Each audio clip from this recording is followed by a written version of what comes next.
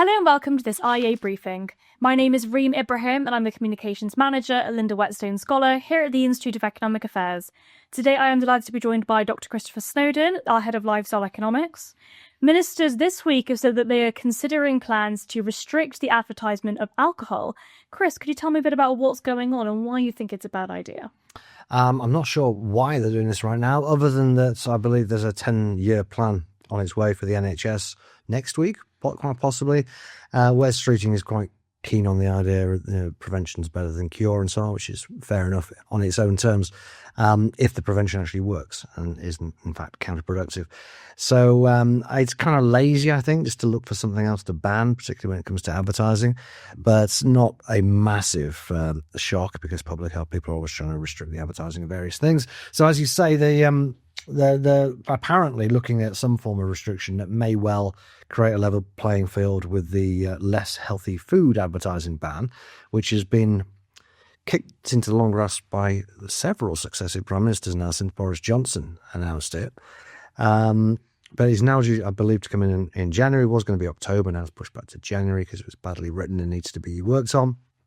But, of course, those restrictions only exist because of the previous government. No other country is doing anything like it. And supposedly they are to prevent children from seeing fatty or sugary food adverts, whereas alcohol, quite understandably, was exempt because children can't buy it anyway, right? So the idea this is a level playing field is a little bit disingenuous. The evidence, fortunately, 2 years ago, I wrote this excellent IEA briefing on literally just what does the evidence in this area show. And to put it simply, and the Cochrane Review agrees with me on this one, by the way, and it's generally considered to be the gold standard of scientific expertise, that there is just no good evidence to support a ban on alcohol advertising.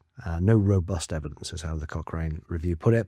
They looked at randomized control trials. There is more evidence than that, and it's equally weak when it comes to supporting any kind of restrictions on alcohol advertising. Put as quickly as I can, there are various different strands of evidence, various different ways you can look at this.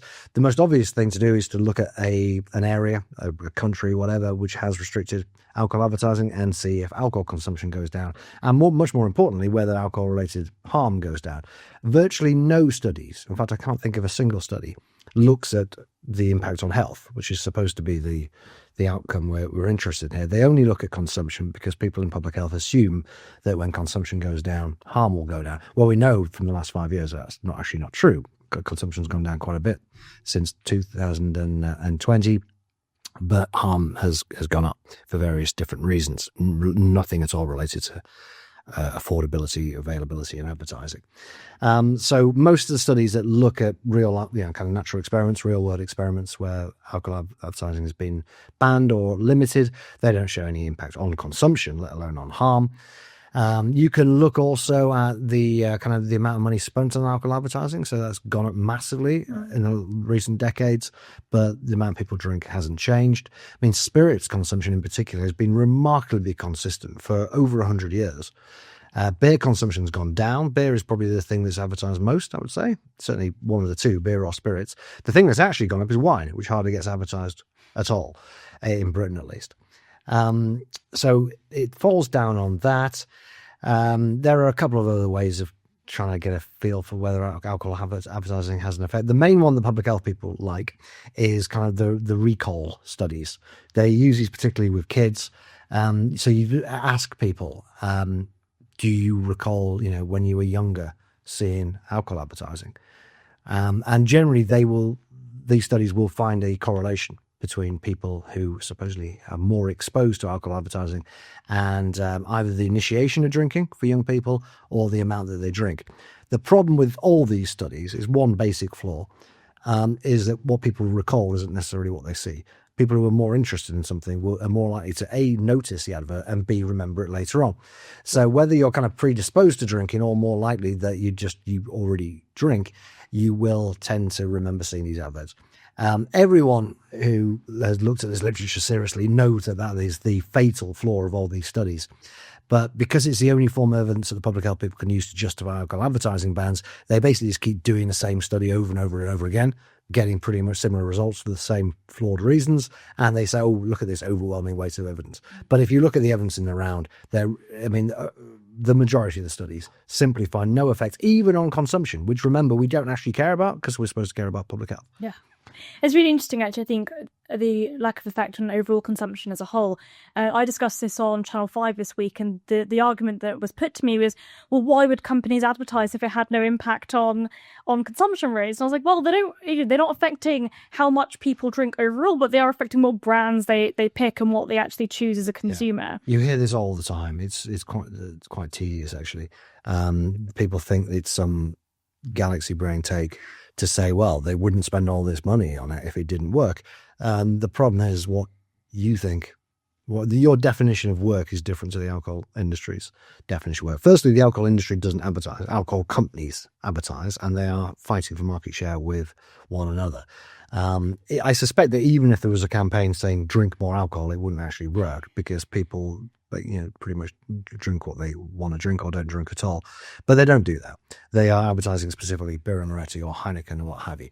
Now, what the evidence does show is that in some instances, you might be able to push people away from wine towards beer a little bit. You might be able to get people to try new types of spirits. See, within the category, within the market, you can nudge people a little bit. Certainly within different brands of the same product. Certainly you can get people to drink more Moretti if you go hell for leather. In my lifetime, there have been successive advertising campaigns, like big advertising campaigns for beers that no one even drinks anymore. Like Harp Lager was a lot of advertising for that in the 1980s. You wouldn't. It was in the 80s. Jonathan Ross used to advertise it.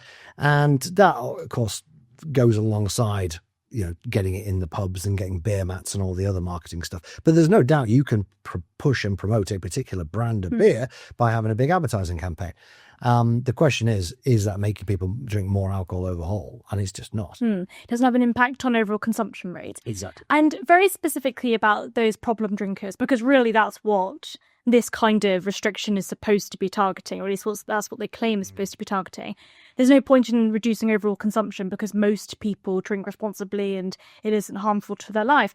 But those problem drinkers, I mean, what is the effect of advertising on them? And if this isn't the case, what should the government be doing, do you think? There isn't any specific evidence I know of with kind of alcoholics, independent drinkers. And it would probably be unethical to even conduct it. But I think common sense tells you that advertising plays no real part in either people becoming alcoholics or continuing to be alcoholics. People who are heavy dependent drinkers or indeed binge drinkers need no encouragement from the alcohol industry to drink more alcohol.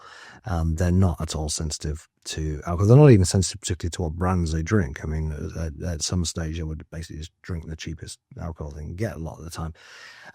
So I'm not even aware that anyone in public health seriously says that this will actually have an effect on people who are dependent drinkers. They will argue, and I guess this is why they want to make it the same as with the less healthy food advertising, so you've got 9 p.m. watershed and so on, that this might have an effect on kids, that this will in some way either delay their start when they start drinking, or it'll make them drink less when they're older or something. But as I say, there really isn't any evidence for this other than these recall studies, which are riddled with recall bias. And what is the unintended consequences of policies like this? Of course, there is no evidence suggesting that it will actually do anything to improve the public health.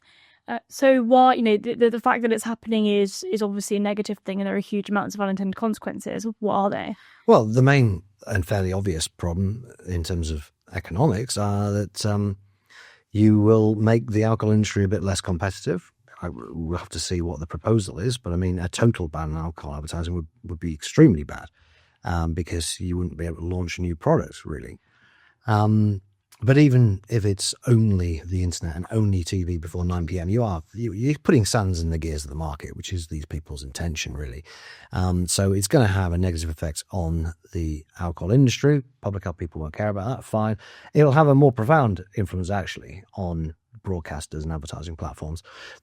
As with the food companies, the alcohol companies will just displace their advertising to different media. And it might be a bit less efficient, presumably the reason that they do so much TV advertising or internet advertising is because they think it's the best use of their advertising spend, as opposed to advertising in magazines or billboards. And they will be forced to advertise in magazines and billboards instead, until inevitably the public health people say, oh, there's a loophole that allows them to advertise in magazines and billboards, we better ban it completely, which is what the anti-obesity people are already saying with food. But no, the bigger problem is for companies like ITV, Channel 4, all sorts of online platforms, Facebook and so on. People probably haven't got much sympathy with a lot of these companies, but that's not the point. People don't like advertising in general, but they do like all the things that advertising pays for. Yeah. And you can't just carry on taking huge amounts of advertising money out of the media. The media, in the traditional media, is struggling enough as it is. TV advertising is not a booming industry already. We're getting rid of a huge tranche of food advertising. We've obviously long since got rid of tobacco advertising and then vape advertising. A lot of people want to get rid of gambling advertising and now alcohol advertising.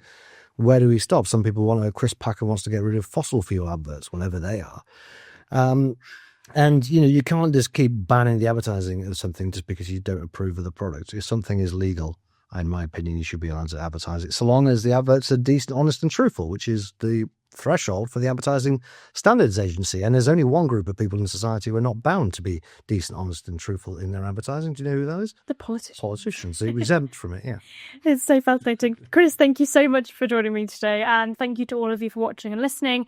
If you're interested in learning more about this particular topic, then do check out insider.iea.org.uk and the IEA website. Chris is holding up his fantastic paper there, which you can find at iea.org.uk.